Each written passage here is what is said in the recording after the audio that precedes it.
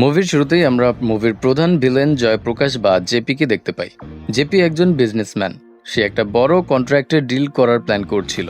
একজন minister জেপিকে phone করে বলে যা করার সাবধানে করবে, এই ডিলে যেন কোনো প্রবলেম না হয়। জেপি বলে, আমি এই ডিলের জন্য কম পরিশ্রম করিনি, চিন্তার কোনো কারণ নেই, সব কিছু প্ল্যান অনুযায়ী হবে। এরপর জেপি ইনভেস্টরদের সাথে মিটিং করে ডিল ফাইনাল করে, আর দুদিন পরেই এগ্রিমেন্ট সাইন করবে সে। জেপি তার অ্যাসিস্ট্যান্টকে বলে ডিল সাইন হওয়ার আগে যেন এই ডিলের ব্যাপারে কেউ জানতে না পারে। এর পরের সিনে আমরা জেপির সব থেকে বড় বিজনেস রাইভাল রাজেন্দ্র পালাসামির মেঝো ছেলে অজয়কে দেখতে পাই।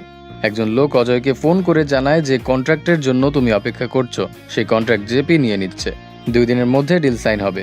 এই কথা শুনে অজয় অনেক চিন্তিত হয়ে পড়ে। কিছুক্ষণ পর অজয়ের বড় ভাই জয়ের কাছেও এই খবরটা পৌঁছে যায়। অজয়ের মতো জয়ও অনেক চিন্তিত হয়। এরপর জয় এবং অজয় তাদের ইনভেস্টরদের সাথে মিটিং করে ডিলটা তাদের হাতে নেওয়ার চেষ্টা করতে থাকে এবং তাদের চেষ্টা সফলও হয়। জেপিকে পরাজিত করে কন্ট্রাক্টর রাজেন্দ্র গ্রুপ জিতে নেয়। সবটা হয় জেপির অজান্তে।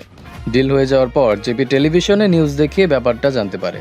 ডিল কনফার্ম হওয়ার পর রাজেন্দ্র জেপিকে কল করে কাটা খায়ে একটু নুনের ছিটে দিয়ে বলে, লক্ষ্য নির্দিষ্ট থাকার পরেও শেষ পর্যন্ত আর জিততে পারলে না তুমি হয়তো জানো না, তোমাকে পরাজিত করার জন্য আমার ছেলেরাই যথেষ্ট, আর কখনো আমার সাথে টেক্কা দিতে এসো না। জেপির সাথে কথা বলা শেষে রাজেন্দ্র তার ছেলেদেরকে চোখ কান খোলা রাখার পরামর্শ দেয়, কেননা জেপি যে কোনো সময় তার পরাজয়ের প্রতিশোধ নিতে পারে। এরপর আমরা দেখতে পাই রাজেন্দ্র তার বাড়িতে তার বিজনেসের ইনভেস্টর গৌতমকে ইনভাইট করেছে। গৌতম আসার পর রাজেন্দ্র পরিবারের সবার সাথে গৌতমের পরিচয় করিয়ে দেয়। পরিচয় পর্ব শেষে গৌতম বলে, আপনি পরিবারের সবার ব্যাপারে কথা বললেন, কিন্তু আপনার ছোট ছেলে বিজয়ের কথা একবারও উচ্চারণ করলেন না। রাজেন্দ্র বলে, একবার যার উপর আমার ঘৃণা চলে আসে তার নাম আমি কখনো উচ্চারণ করি না। গৌতম বলে, একজন ইনভেস্টর হিসেবে আপনার ফ্যামিলির সবার ব্যাপারে আমার জানা প্রয়োজন। আমি চাই না ফিউচারে কোনো প্রবলেম হোক। রাজেন্দ্র বলে, ও যেমন আমাকে পছন্দ করতো না, ঠিক তেমনি আমিও ওকে পছন্দ করি না, তাই ওকে আমার অস্তিত্ব থেকেই মুছে ফেলেছি। এর পরের সিনে আমরা রাজেন্দ্রর ছোট ছেলে বিজয়কে দেখতে পাই। পরিবার থেকে দূরে যাযাবর জীবনে বিজয় বেশ আনন্দেই দিন কাটাচ্ছে। পরিবারের অন্য কারোর সাথে বিজয়ের সম্পর্ক না থাকলেও বিজয়ের মা সুধা সবসময় তার ছেলের সাথে যোগাযোগ রাখত। সুধা সুযোগ পেলেই রাজেন্দ্র চোখ ফাঁকি দিয়ে বিজয়কে ফোন করে কথা বলে। সে বিজয়ের কাছে অ্যাড্রেস জানতে চাইলে বিজয় কখনো তার অ্যাড্রেস দেয় না, এ কথা সে কথা বলে এড়িয়ে যায়। বিজয় ট্রাভেলিং করতে অনেক পছন্দ করত। ট্রাভেলিং করতে গিয়ে বিভিন্ন সমস্যার সাথে খাবার নিয়ে বেশ ঝামেলায় পড়তে হয়। এই ব্যাপারটা মাথায় রেখে বিজয় ম্যাপ মাই ফুড নামের একটা অ্যাপ লঞ্চ করার সিদ্ধান্ত নেয়। এর মাধ্যমে মানুষ ট্রাভেল করার সময় যে কোনো জায়গা থেকে অনলাইনে খাবার অর্ডার করতে পারবে।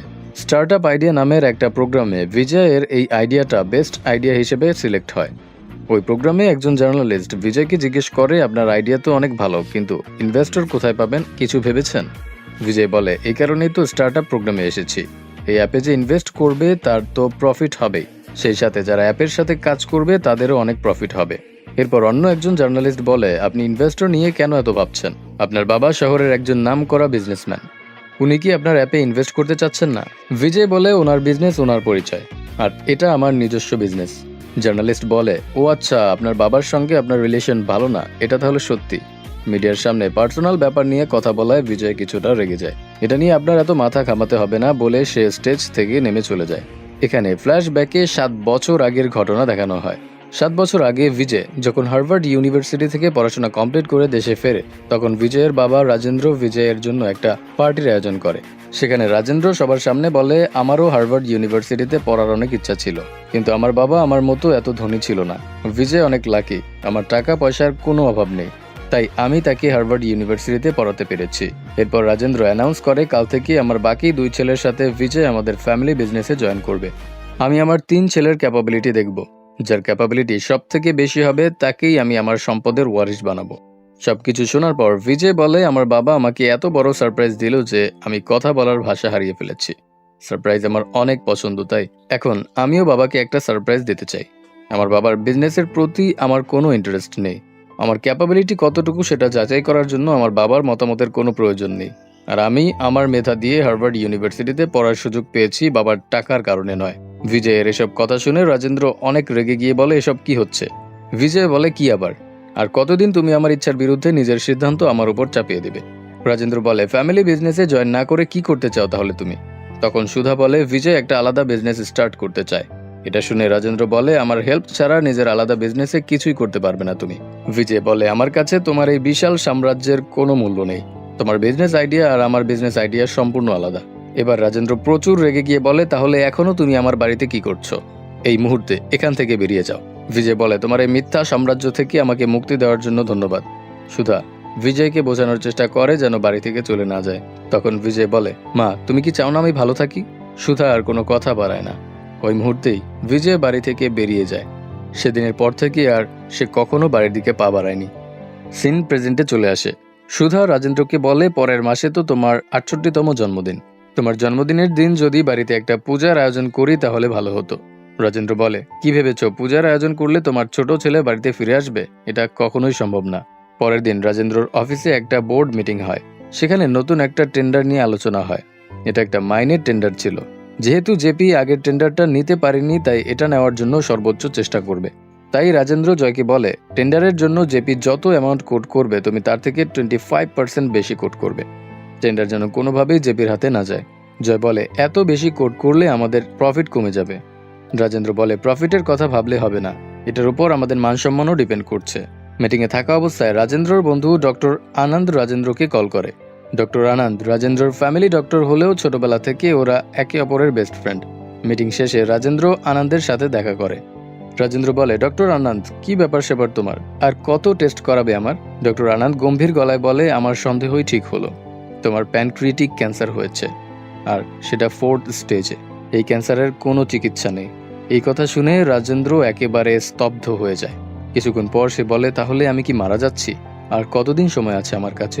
ডক্টর বলে, সর্বোচ্চ 8 থেকে 10 মাস সময় আছে। রাজেন্দ্র বলে, এই কথা তুমি আর আমি ছাড়া যেন আর কেউ জানতে না পারে। নিজের এই মরণ ব্যাধির কথা জানার পর থেকে রাজেন্দ্রর পুরো দুনিয়া যেন ওলট পালট হয়ে যায়। পরের দিন রাজেন্দ্র সুধাকে বলে, তুমি সেদিন বলেছিলে না আমার জন্মদিনের দিন পূজার আয়োজন করবে? ঠিক আছে, পূজার ব্যবস্থা করো। যেহেতু সে আর বাঁচবে না, তাই হয়তো সুধার ইচ্ছাটা অপূর্ণ রাখতে চাচ্ছিল না। পূজার ব্যাপারে রাজেন্দ্র রাজি হওয়াতে সুধা যেমন অবাক হয় তেমনি প্রচুর খুশিও হয়। সাথে সাথে সে বিজয়কে ফোন করে বলে তার বাবা পুজোর জন্য রাজি হয়ে গেছে, আর তোকে এই পুজোতে আসতেই হবে।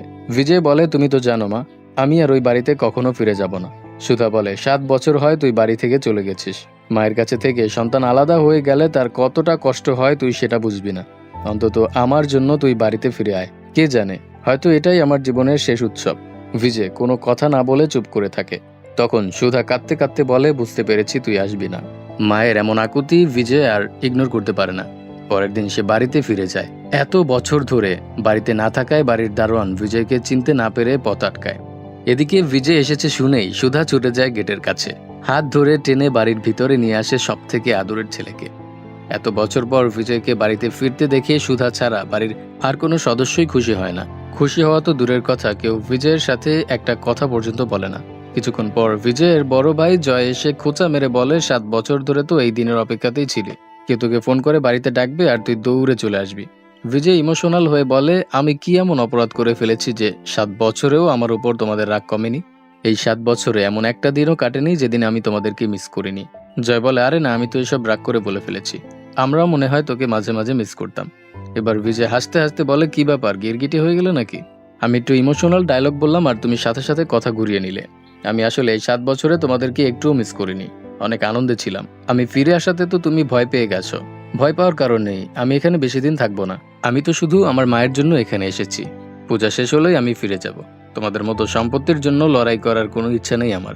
ভাই নামের কলঙ্ক, যাও এখন এখান থেকে সরো। পরের দিন সকালে বিজয় খেয়াল করে 7 বছরে এই বাড়ির সবকিছু পরিবর্তন হয়ে গেছে। বাড়ির কোনো সদস্য একসাথে বসে খাবার খায় না। জয় আর তার স্ত্রীর মধ্যে কোনো বনিবনা নেই। কেউ কারোর সাথে কথা বলে না।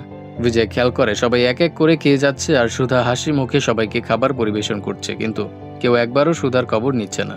বিজয় সুধার কাছে গিয়ে বলে, এসব কি হচ্ছে মা? 1 ঘন্টা ধরে দেখছি সবাই শুধু খাচ্ছে আর যাচ্ছে, কেউ একবারও তোমাকে খেতেও বলছে না। তুমি কিভাবে এত কিছু সহ্য করো? সুধা বলে, পরিবারের প্রতিটি সদস্যের মধ্যেই কোনো না কোনো ত্রুটি থাকে, কিন্তু সবাইকে একসাথে নিয়ে থাকার নামই পরিবার। রাতের বেলা বিজয় খেয়াল করে জয়ের মেয়ে রিয়া লুকিয়ে লুকিয়ে ধূমপান করছে। বিজয় রিয়াকে জিজ্ঞেস করে, এসব কি হচ্ছে? রিয়া বলে, তাতে তোমার কি? তুমি এখানে গেস্ট হিসেবে এসেছো, তাই গেস্ট হিসেবেই থাকো। এইটা কোনো কথা? যাই হোক, এর পরের সিনে আমরা রাজেন্দ্রকে আনন্দের হসপিটালে দেখতে পাই। রাজেন্দ্র আনন্দকে বলে, তুই কি আমাকে বাঁচানোর চেষ্টা করছিস?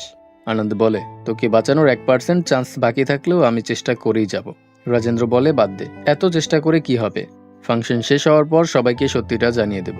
ততদিন পর্যন্ত সবাইকে এনজয় করতে দে। এরপর আমরা দেখতে পাই একটা বিজনেস সামিটে দেশের বড় বড় সব বিজনেসম্যানরা এসেছে। এখানে আমরা জয়ের সাথে তার গার্লফ্রেন্ড স্মিতাকে দেখতে পাই। স্মিতা জয়কে বলে, আর কতদিন এভাবে আমাকে লুকিয়ে রাখবে? জয় বলে, আর কিছুদিন অপেক্ষা করো, আমি চেয়ারম্যান হয়ে গেলেই আমাদের সম্পর্কের কথা সবাইকে জানিয়ে দেব। স্মিতা বলে, তোমার বাবা যদি তোমার ভাইকে তার ওয়ারিশ বানায় তাহলে আমাদের কি হবে? অন্যদিকে অজয় নিজের একটা আলাদা প্রজেক্টের জন্য মুকেশ নামের এক বিজনেসম্যানের কাছ থেকে 400 কোটি টাকা ইনভেস্টমেন্ট নিয়েছিল। সময় মতো সেটা ফেরত দিতে না পারায় সুদ সহ সেটা 550 কোটি হয়ে গেছে। মুকেশ টাকার জন্য অজয়কে প্রেশার দিতে থাকে।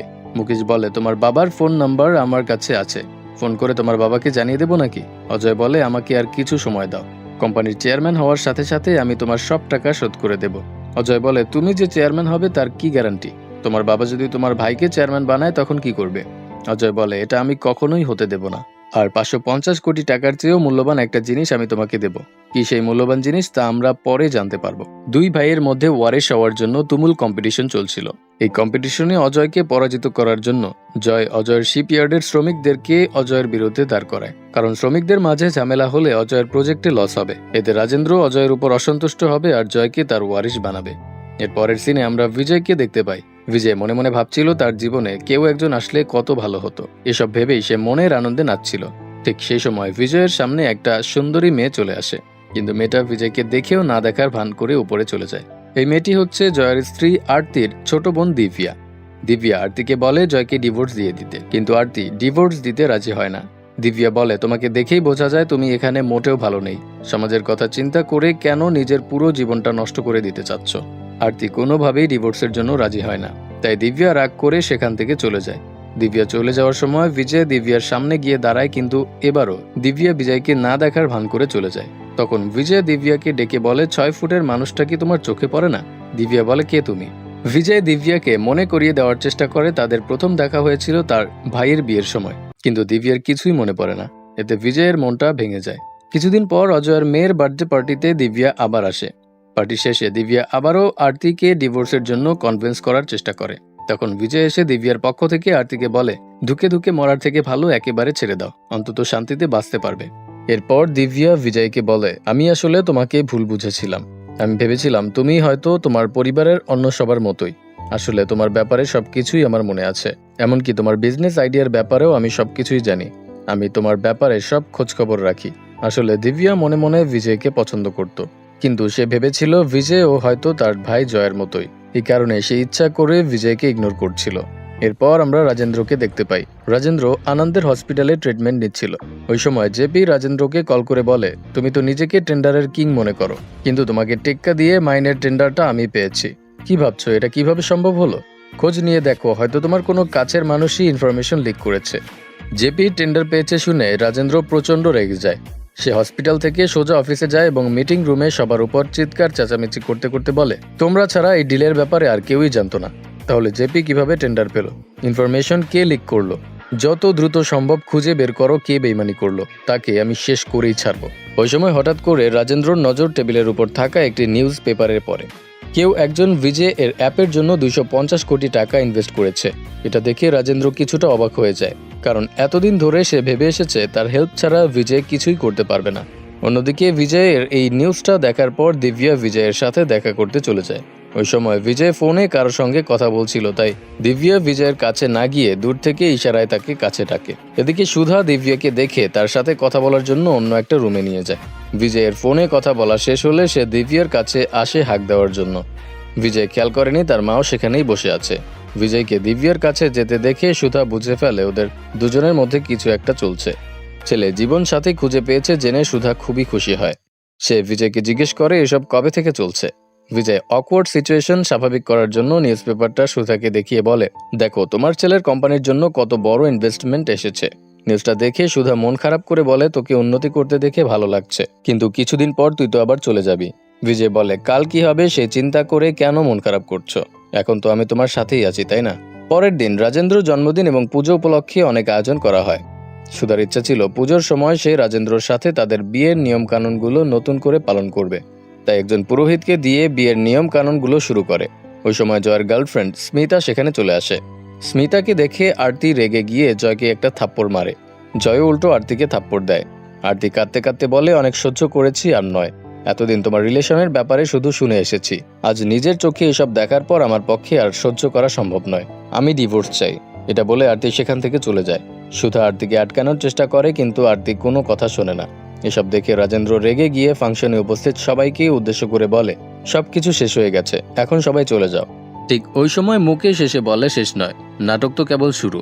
মুকেশ রাজেন্দ্রকে অজয়ের নেওয়া লোনের ব্যাপারে সবকিছু বলে দেয়। অজয় মুকেশকে বাধা দিয়ে বলে, তুমি যা চেয়েছিলে সেটা তো আমি দিয়েছি, তাহলে এসব করছো কেন? মুকেশ অজয়ের কথার উত্তর না দিয়ে রাজেন্দ্রকে বলে, আপনি যে টেন্ডারটা হেরেছিলেন সেটার ইনফরমেশন কে লিক করেছিল জানেন? ওই ধোঁকাবাজ আপনার ছেলে অজয়ই।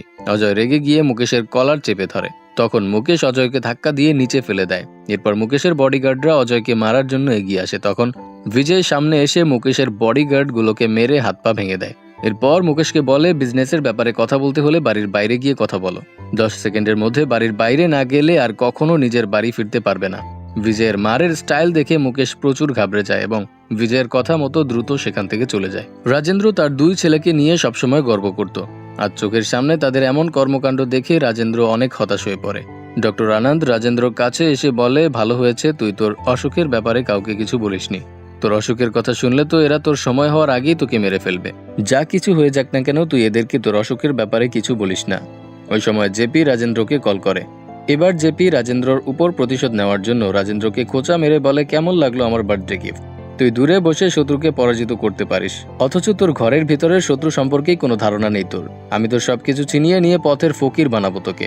রাজেন্দ্র জেপির কোনো কথার জবাব না দিয়ে ফোনটা কেটে দেয়। অন্যদিকে বিজয় চলে যাওয়ার জন্য তার ব্যাগ গোছাতে শুরু করে। সেই সময় রাজেন্দ্র বিজয়ের কাছে গিয়ে বলে, তোর যাওয়াটা কি খুবই ইম্পর্টেন্ট? থেকে গেলে হয় না? বিজয় জিজ্ঞেস করে, কেন? রাজেন্দ্র বলে, কারণ এখন থেকে সবকিছু তোকেই সামলাতে হবে। আমি চাই আমার সাম্রাজ্যের দায়িত্ব তুই নিবি। বিজয় বলে, তুমি তো আসলেই একজন পাকা বিজনেসম্যান। যখন দেখলে তোমার বড় 2জন ছেলে বেইমানি করছে তখন তুমি আমাকে টার্গেট করতে চাচ্ছ। তুমি হয়তো ভেবেছো আমি তোমার জন্য ফিরে এসেছি, কিন্তু এটা তোমার ভুল ধারণা। আমি আসলে আমার মায়ের জন্য এসেছিলাম, আর এখন চলে যাচ্ছি। আমাকে কেউ আটকাতে পারবে না। রাজেন্দ্র আর কথা বাড়ায় না। বিজয় মায়ের কাছ থেকে বিদায় নিয়ে আবারও বাড়ি ছেড়ে চলে যায়, কিন্তু একটু পরেই সে আবার ফিরে আসে। বিজয়কে ফিরে আসতে দেখে সুধা অনেক অবাক হয়ে যায়।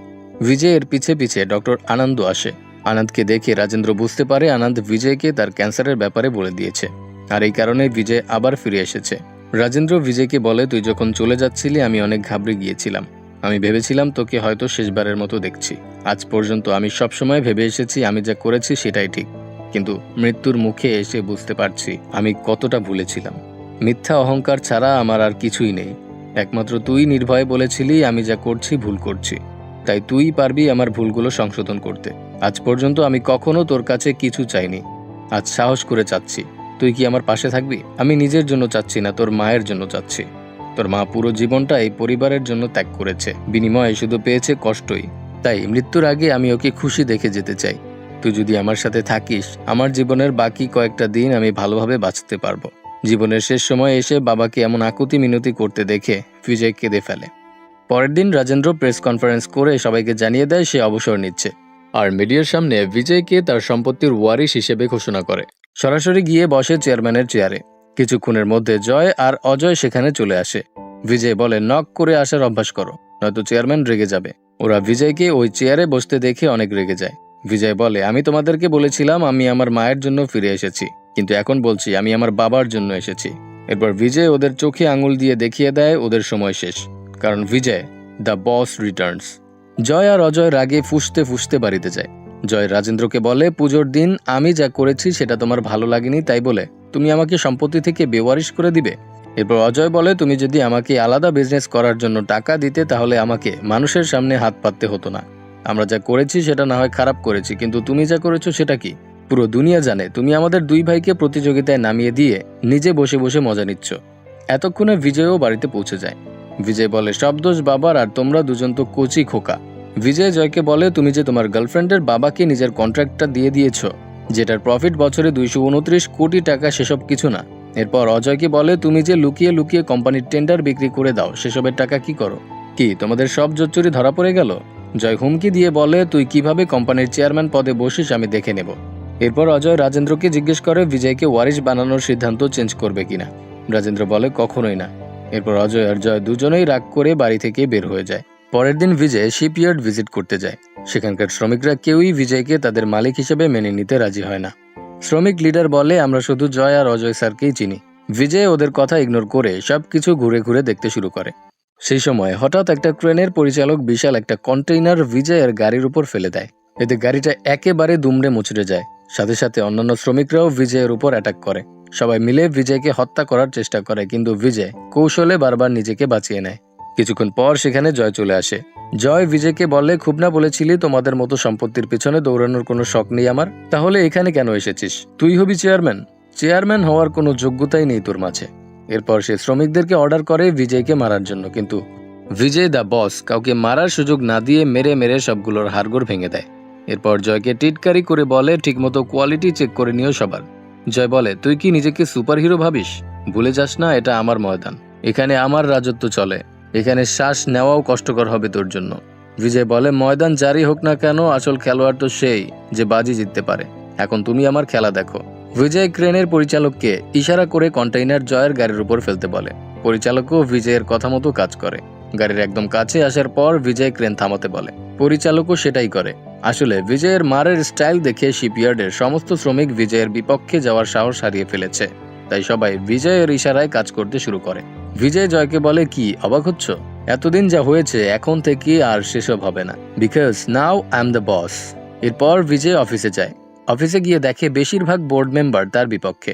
ওরা চায় না বিজয় কোম্পানির চেয়ারম্যান হোক। বোর্ড মেম্বাররা 2 দিনের মধ্যে মেজরিটি ভোটিং এর ব্যবস্থা করতে বলে। মেজরিটি না চাইলে বিজয় চেয়ারম্যান হতে পারবে না। 2 দিন পর ভোটিং এর দিন বিজয় অফিসে গিয়ে দেখে অজয় চেয়ারম্যানের সিটে বসে আছে, কারণ সবাই যার যার ভোট দিয়ে ফেলেছে। মেজরিটি অজয়কে চেয়ারম্যান বানিয়ে ফেলেছে। বিজয় বলে, এভাবে কিভাবে ভোটিং হয়ে যায়? ভোটিং এর আগে তো প্রচারণার জন্য সময় দেওয়া উচিত। বিজয় ওদের কাছে 5 মিনিট সময় চায়। এই 5 মিনিটে সে এক এক করে বোর্ড মেম্বারদের গোপন অপকর্ম তুলে ধরতে শুরু করে। নিজেদের অপকর্ম ফ্ল্যাশ হয়ে যাওয়ার ভয়ে বোর্ড মেম্বাররা সুর করে বিজয়ের টিমে আসতে শুরু করে। 5 মিনিটের মধ্যে মেজরিটি ভোট বিজয়ের পক্ষে চলে আসে, আর বিজয়কে চেয়ারম্যান ঘোষণা করা হয়। এরপর বিজয় বলে, পাওয়ার আসলে চেয়ারে নয়, চেয়ারে বসা মানুষটার মধ্যে থাকতে হয়। আর এখন যে চেয়ারে বসেছে সে পুরো একটা পাওয়ার হাউস। রাতের বেলায় বিজয় যখন বাসায় যায়, সুধা বিজয়কে জানায় আরতি ডিভোর্স পেপার পাঠিয়ে দিয়েছে। বিজয় বলে, ভাইয়া যা করেছে এটাই তো হওয়া স্বাভাবিক। সুধা বলে, আমি চোখের সামনে আমার পরিবারটাকে এভাবে ধ্বংস হয়ে যেতে দেখতে পারবো না। আমার মধ্যে এত শক্তি নেই। মাকে কষ্ট পেতে দেখে বিজয়েরও কষ্ট হয়। তাই পরের দিন সে আরতির কাছে গিয়ে বলে, ডিভোর্স ছাড়া কি এই সমস্যা সমাধানের কোনো উপায় নেই? আরতি বলে, তুমিই বলো আমি কি করব। বিজয় বলে, আমি জানি না আমার কি বলা উচিত, তবে তুমি যে সিদ্ধান্তই নাও না কেন, আমি আর আমার পরিবার সবসময় তোমার পাশে থাকবো। একদিকে রাজেন্দ্রর পরিবার ভেঙে যাচ্ছিল, আর অন্যদিকে এত বছর ধরে তিলে তিলে দাঁড় করানো বিজনেস ধ্বংস হচ্ছিল। সরকার থেকে রাজেন্দ্রর একটা মাইনিং প্রজেক্ট বন্ধ করে সিল করে দেয়। এই প্রজেক্ট বন্ধ হয়ে গেলে রাজেন্দ্রর কোম্পানির প্রচুর লস হবে, কারণ কোম্পানির বেশিরভাগ প্রফিট এই মাইন থেকেই আসে। রাজেন্দ্র বিজয়কে নিয়ে কোর্টে যায়। সে বিচারককে বলে, আমার এই প্রজেক্টের মেয়াদ 50 বছর, এখন মাত্র 30 বছর হয়েছে। আপনি কিসের ভিত্তিতে আমার প্রজেক্ট সিল করে দিয়েছেন? বিচারক বলে, প্রবলেমটা আপনার পরিবারে। আপনার কোম্পানিতে 3 জন ডিরেক্টর, তাদের মধ্যে 2 জন ডিরেক্টর এই কন্ট্রাক্ট নিয়ে কন্টেস্ট করেছে। তাই আপনারা নিজেদের মধ্যে কথা বলে প্রবলেম সলভ করে নিন। ওরা এখানেই আসছে। রাজেন্দ্রর কোম্পানির বাকি 2 জন ডিরেক্টর অর্থাৎ জয় এবং অজয় জেপিকে সাথে নিয়ে একটা কোর্টে আসে। নিজের ছেলেদেরকে নিজের সব থেকে বড় শত্রুর সাথে দেখে রাগে রাজেন্দ্রর হাত পা কাঁপতে থাকে। বিচারক বলে, 15 দিনের মধ্যে এই টেন্ডারটা আবার নিলাম করা হবে। যে জিতবে টেন্ডার তার। কোর্টরুম থেকে বের হয়ে জেপি রাজেন্দ্রকে বলে, তুমি না বলেছিলে তোমাকে পরাজিত করতে হলে তোমার 2 ছেলেকে আগে ফেস করতে হবে? কিন্তু দেখো, তোমার সেই 2 ছেলেই এখন আমার সাথে দাঁড়িয়ে। রাজেন্দ্র অনেক হতাশ হয়ে গিয়ে বিজয়কে বলে, আমাকে পরাজিত করার জন্য আমার ছেলেরা শত্রুর সাথে হাত মিলিয়েছে। বিজয় বলে, ওরা শত্রুর সাথে হাত মিলাক কোনো ব্যাপার না, খুশির ব্যাপার হচ্ছে জীবনের প্রথম ওরা 2 জন একসাথে কিছু করছে। এরপর রাজেন্দ্র বিজয়কে বলে, যেভাবেই হোক এই টেন্ডারটা আমাদেরকেই জিততে হবে। জেপি যদি এই টেন্ডারটা পায় তাহলে সারা জীবন সে জয় আর অজয়কে পুতুলের মতো নাচাবে। অন্যদিকে জয় আর অজয় জেপি এবং মুকেশের সাথে টেন্ডার জেতার জন্য প্ল্যান করতে শুরু করে দেয়। ওরা টেন্ডার জেতার জন্য সর্বোচ্চ অ্যামাউন্ট কোট করে, যেন বিজয় সেটার ধারে কাছেও যেতে না পারে। এর জন্য ওদের একজন বড় ইনভেস্টর প্রয়োজন ছিল। মুকেশ একজন ইনভেস্টর খুঁজে বের করে, তার নাম আদিত্য মিত্তাল। আদিত্য মিত্তালের সাথে কথা বলে ওরা ডিল ফাইনাল করে। এরপর টেন্ডার নিলামের দিন চলে আসে। নিলামে রাজেন্দ্রর কোম্পানি সেকেন্ড এবং জেপির কোম্পানি টপ করে। তাই টেন্ডারটা জেপির কোম্পানি জিতে নেয়। টেন্ডার পেয়ে জেপি বিজয়কে বলে, তোর বাবাকে আমি ততক্ষণ পর্যন্ত প্রহার করতেই থাকবো যতক্ষণ না সে ধ্বংস হয়ে যাবে। যা তোর বাপকে কথাটা জানিয়ে দে। বিজয় জেপির কোনো কথার জবাব দেয় না। এরপর টেন্ডারের এগ্রিমেন্ট সাইন করার দিন ওরা সবাই কোর্টের সামনে ইনভেস্টর আদিত্য মিত্তালের জন্য অপেক্ষা করতে থাকে। কিন্তু আদিত্য মিত্তালের আসতে কিছুটা দেরি হয়ে যায়। এগ্রিমেন্ট সাইন করার জন্য আর মাত্র 10 মিনিট বাকি। ঠিক সেই সময় আদিত্য মিত্তাল পৌঁছায়। আদিত্য মিত্তালের গাড়ি আসতে দেখে মুকেশ ছুটে গিয়ে বলে, তাড়াতাড়ি চলুন, আমাদের হাতে একদমই সময় নেই। আপনি চেক সাইন করার পর বাকি প্রসেস শুরু করতে হবে। আদিত্য বলে, আরে শুধু তুমি আর আমি ভেতরে গিয়ে কি করব? বসকে তো আগে আসতে দাও। মুকেশ বলে, বস তো আপনি। আদিত্য বলে, আমি তোমার বস, কিন্তু আমার বস তো অন্য কেউ। এরপর গাড়ি থেকে আদিত্যর বস বেরিয়ে আসে। আদিত্যর এই বসই হচ্ছে বিজয়। আসলে বিজয় আর আদিত্য আগে থেকেই পরিচিত। বিজয় যে ফুড ম্যাপের অ্যাপ লঞ্চ করেছিল, ওই অ্যাপের ইনভেস্টর ছিল এই আদিত্য মিত্তাল। বিজয়ের অ্যাপে ইনভেস্ট করার পর আদিত্যর প্রচুর প্রফিট হয়েছে, আর তখন থেকেই আদিত্য বিজয়কে বস মেনে আসছে। জেপি আর মুকেশ যখন ইনভেস্টর খুঁজছিল, তখন বিজয় আদিত্যকে ফোন করে হেল্প চায়। আদিত্য কোনো প্রশ্ন না করে হেল্প করতে রাজি হয়। জেপি আর মুকেশ ভেবেছিল ইনভেস্টরকে ওরা খুঁজে বের করেছে। আসলে বিজয়ই আদিত্যকে ওদের কাছে পাঠিয়েছিল। আদিত্যকে বিজয়ের সাথে দেখার পর জেপি, মুকেশ, জয় আর অজয় সবাই পুরোপুরি নির্বাক হয়ে যায়। ওরা কখনো কল্পনাও করতে পারেনি বিজয় এইভাবে গেম খেলে এক মুহূর্তেই বাজি পাল্টে দেবে। বিজয় ওদের সামনে আদিত্যকে জিজ্ঞেস করে, তুমি যদি ওদের চেক সাইন করে না দাও তাহলে কি হবে? আদিত্য বলে, কি আর হবে, টেন্ডার নিজে থেকেই তোমার কাছে চলে আসবে। বলেই ওরা হাসতে শুরু করে। এরপর বিজয় জেপিকে বলে, কি বলেছিলে তুমি? প্রহারের পর প্রহার করতেই থাকবে। একটা কথা মনে রেখো, ভালোবাসা বা প্রহার আমাকে যেটাই দাও না কেন, আমি সেটা ডাবল করে ফেরত দেব। এরপর ওদের চোখের সামনে আদিত্য বিজয়ের চেকে সাইন করে দেয় এবং টেন্ডারটা বিজয় পেয়ে যায়। এরপর বিজয় মাইনিং এর কাজ শুরু করে দেয়। বিজয় সবকিছু নিজের মতো করে নতুনভাবে শুরু করে। সে মাইনের শ্রমিকদের সব রকম সুযোগ সুবিধা দেয়। মাইনের আশেপাশের গ্রামগুলোতে স্কুল, হসপিটাল এবং মার্কেট তৈরি করে দেয়। বিজয় শ্রমিকদের সাথে কাঁধে কাঁধ মিলিয়ে কাজ করে যায়। সবকিছু ভালোভাবেই চলছিল, কিন্তু হঠাৎ একদিন জয়ের মেয়ে রিয়া নিখোঁজ হয়। রাত 10টা পেরিয়ে যাওয়ার পরেও রিয়া বাসায় না ফেরায় আরতি সুধাকে ফোন করে ব্যাপারটা জানায়। রিয়াকে নিয়ে সবাই বেশ চিন্তায় পড়ে যায়। ওরা রিয়ার একজন বান্ধবীকে ডেকে রিয়ার ব্যাপারে জিজ্ঞেস করে। রিয়ার বান্ধবী বলে, একটা ছেলের সাথে ওর দেখা করার কথা ছিল। ওরা প্রায়ই একটা কফি শপে দেখা করত। পুলিশ ওই কফি শপের সিসিটিভি ফুটেজ চেক করে। সেখানে দেখা যায় রিয়া একটা ছেলের সাথে একটা ক্যাবে উঠে কোথাও যাচ্ছে। পুলিশ ক্যাবটা ট্রেস করার চেষ্টা করে। ক্যাবটা যে এরিয়ায় ঢুকেছিল সেটা হিউম্যান ট্রাফিকিং গ্যাংয়ের এরিয়ায় ছিল। পুলিশ বুঝতে পারে রিয়া কোনো হিউম্যান ট্রাফিকিং গ্যাংয়ের চক্রে ফেসে গেছে। একজন কনস্টেবল বলে, এসব হয়তো অ্যান্থনি করেছে। ইন্সপেক্টর তাকে থামিয়ে দিয়ে বলে, কোনো প্রমাণ ছাড়া কাউকে দোষ দেওয়া সঠিক নয়। কিন্তু বিজয় কনস্টেবলের কাছে অ্যান্থনির ডিটেলস জেনে নেয়। কনস্টেবল বলে, অ্যান্থনি ওই এরিয়ার গডফাদার। ড্রাগ ডিলিং, কিডন্যাপিং সবকিছু অ্যান্থনির আন্ডারেই হয়। কিন্তু অ্যান্থনি কোথায় আছে সেটা কেউ বলতে পারে না। অ্যান্থনির এরিয়ায় কেউ তার নামও উচ্চারণ করার সাহস পায় না। সবকিছু শোনার পর বিজয় অ্যান্থনির এরিয়ায় গিয়ে অ্যান্থনিকে খুঁজতে শুরু করে। অ্যান্থনির নাম শুনতেই অ্যান্থনির লোকেরা বিজয়ের দিকে তেড়ে আসে। বিজয় বলে, আজ বিকেলে এই এরিয়ায় একটা ক্যাব ঢুকেছে। ওই ক্যাবে যে মেয়েটা ছিল ওকে আমি নিতে এসেছি। একজন গুন্ডা বিজয়কে একটা ধাক্কা দিয়ে বলে, এসব কথা যদি অ্যান্থনি ভাই জানতে পারে তাহলে তোকে এখানেই পুঁতে ফেলবে। বিজয় বলে, সময় নষ্ট না করে অ্যান্থনিকে ডাক। ওই গুন্ডা বিজয়কে আরেকবার ধাক্কা মারতে যায়, কিন্তু বিজয় এবার ওর হাতটাই ভেঙে দেয়। এরপর সবগুলো গুন্ডাকে পেটাতে শুরু করে। ওদের মধ্যে একজন ভয়ে দৌড়াতে দৌড়াতে একটা রুমের ভেতর ঢুকে পড়ে। বিজয়ও তার পিছে পিছে যায় আর রুমের ভেতরে থাকা বাকি ক্রিমিনাল গুলোকে মেরে নাজেহাল করে দেয়। এরপর ওদেরকে জিজ্ঞেস করে অ্যান্থনি কোথায় আছে। একজন মার খেয়ে কাতরাতে থাকা একটা লোককে দেখিয়ে বলে, ওটাই অ্যান্থনি। বিজয় তাচ্ছিল্য করে বলে, এইটা অ্যান্থনি, এর নামে সবাই এত ভয় পায়। এরপর বিজয় অ্যান্থনিকে বলে, তোর লোকেরা যে মেয়েটাকে তুলে এনেছে ওই মেয়েটা কোথায়? অ্যান্থনি বলে, একটা মেয়ের জন্য তুই এখানে চলে এসেছিস? এখানে যে একবার আসে সে আর কখনো ফেরত যেতে পারে না। ওই মেয়েকে তুই কোনোদিনও খুঁজে পাবি না। বিজয় বলে, তোর কথাও তো সবাই বলেছিল তোকে কোনোদিন খুঁজে পাবো না, কিন্তু তোকে তো খুঁজে বের করে ফেললাম। অ্যান্থনি বলে, তাহলে ওকেও খুঁজে বের কর। বিজয় বলে, আমি ওকে খুঁজবো না, ওকে তুই আমার কাছে নিয়ে আসবি। এরপর বিজয় অ্যান্থনিকে একটা ল্যাম্পপোস্টের সাথে উল্টো করে ঝুলিয়ে রাখে। নিজের প্রাণ বাঁচানোর জন্য অ্যান্থনি তার লোকদের ফোন করে মেয়েটাকে ফিরিয়ে দেওয়ার জন্য বলে। অ্যান্থনি বলার সাথে সাথে ওরা রিয়াকে ফিরিয়ে দিয়ে যায়। এরপর বিজয় রিয়াকে জয় আর আরতির কাছে নিয়ে যায়। বিজয় জয়কে বলে, বাচ্চারা যখন বাবা মায়ের কাছে ভালোবাসা পায় না তখন বাইরের মানুষের কাছে ভালোবাসা খুঁজতে শুরু করে, আর মানুষ সেই সুযোগটাই কাজে লাগায়।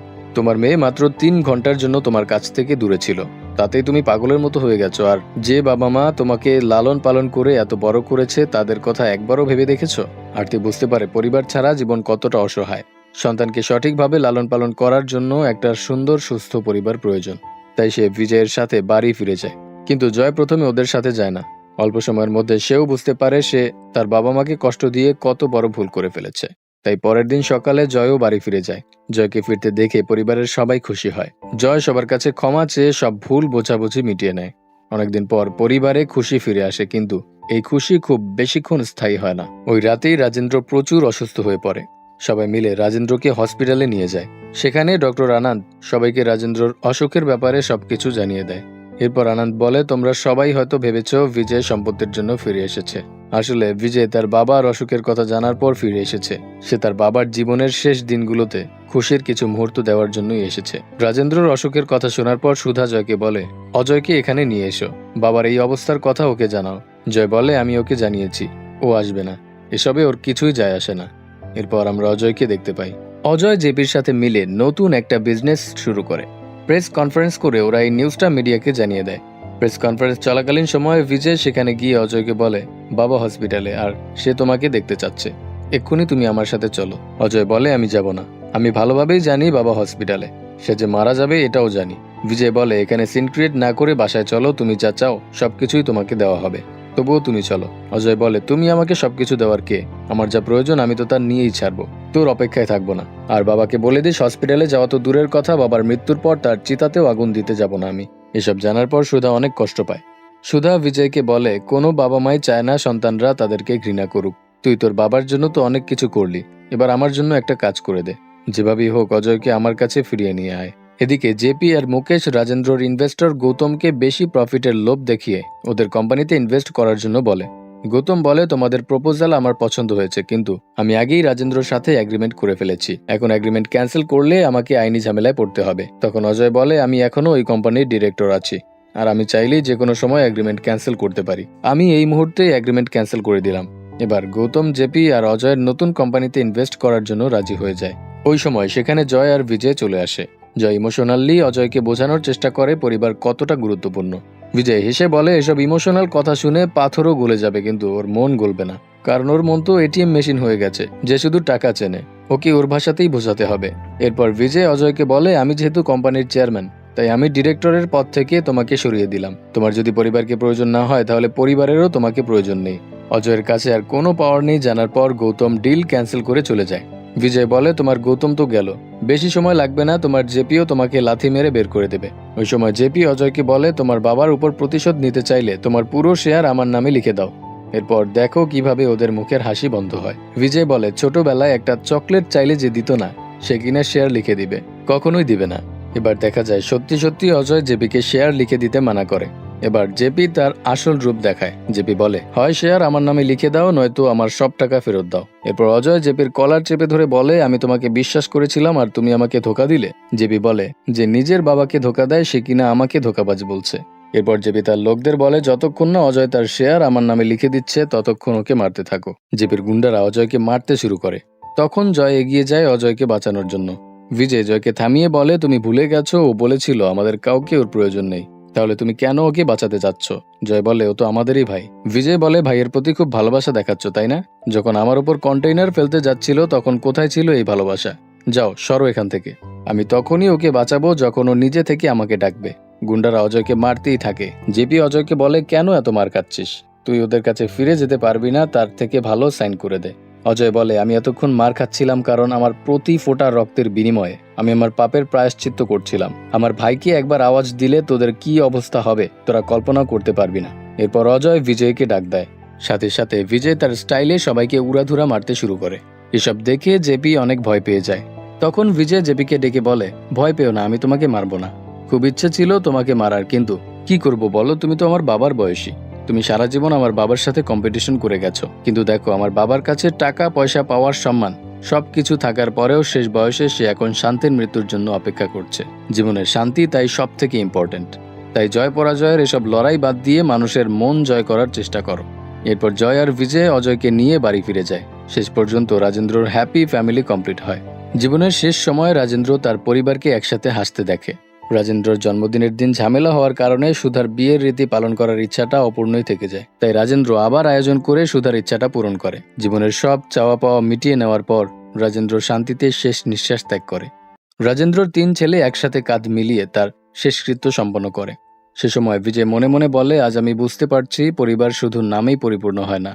পরিবারের মানুষগুলো যখন প্রয়োজনে একে অপরের পাশে দাঁড়ায়, সবার ভিন্ন ভিন্ন মত থাকা সত্ত্বেও বিপদে পড়লে যখন সবাই এক হয়, তখনই পরিবার পরিপূর্ণ হয়। তিক্ততা তো সব সম্পর্কেই থাকে, কিন্তু সব তিক্ততাকে দূরে সরিয়ে একসাথে চলার নামই পরিবার। কোনো পরিবারই পারফেক্ট হয় না, কিন্তু তবুও আমরা পরিবারেরই সদস্য। চমৎকার এই মুভিটি এখানেই শেষ হয়ে যায়।